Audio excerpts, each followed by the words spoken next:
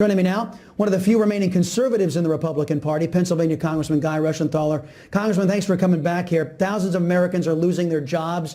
Businesses are shutting down, and the green jobs promised are nowhere to be found. Yet you got 11 House Republicans and 6 GOP folks in the Senate who are siding with the socialists and basically stabbing Republicans in the back. This must be driving you nuts. Well, it is, Chris, but thanks for having me on. I always appreciate it, by the way. But if you think about it, this is nothing new. The reason why we have some division in the Republican Party is because we're the big tent party. We're the party of ideas. We want to have debate and free discussion. It's the Democrats that engage in litmus tests. It's the Democrats that engage in the cancel culture. So I'd much rather have a big growing tent where a lot of different viewpoints are welcome, rather than a shrinking power base that is the Democrat Party. And I think that when you look at it, when Biden starts to push through this hardcore left agenda, the voters who thought that he campaigned on a moderate platform, when they see that he is going back on his word, that is going to bring voters into the Republican tent. And that's why we're going to take back the House in 22 and the Senate and then retake the White House in 2024. Well, you know, you're right about that. I remember back in 2016, Trump won and the Republicans held the House and the Senate, and they immediately started fighting each other. Now you've got the Democrats barely in a majority. I mean, barely in a majority, and they're acting as if they have some sort of mandate, and they're just jamming through all of their left-wing socialist extremism. And doesn't that basically tell the Republican base, hey, Republicans are ineffective, at least the socialists go to bat for their constituents? Doesn't that give rise to a third party?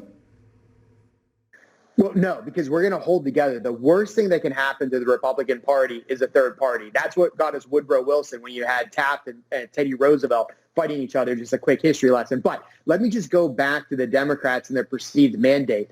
You have to remember that we lost by less than 100,000 votes nationally. I'm talking about the White House, the Senate, and the House of Representatives. We're within 5 seats of having a Speaker, Kevin McCarthy. But we're talking razor-thin margins in a lot of these seats in a lot of these swing states. Additionally, Biden, from his basement, campaigned as a moderate. So they don't have a mandate to govern and legislate like they're socialists, and that's what you're seeing them do. That's why when they overplay their hand, as again they're doing, that's why we're going to retake all these positions in 22 and then ultimately 24 with the White House. I'm actually very optimistic as where we are, because America is a center-right nation. We're not a nation that embraces socialism. Right.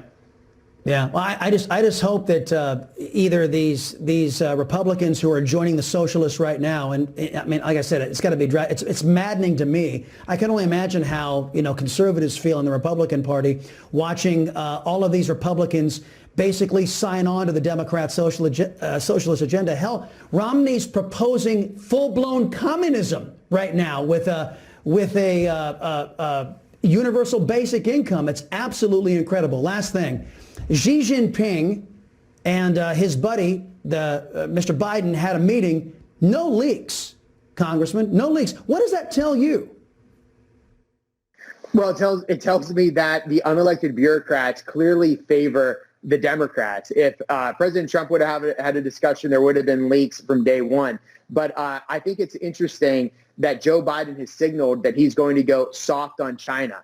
I think that the Chinese Communist Party recognizes this. I often wonder what the Chinese Communist Party has in the Democrat Party. It's got to be something, because they, from the top of their ticket down, refuse to hold China accountable.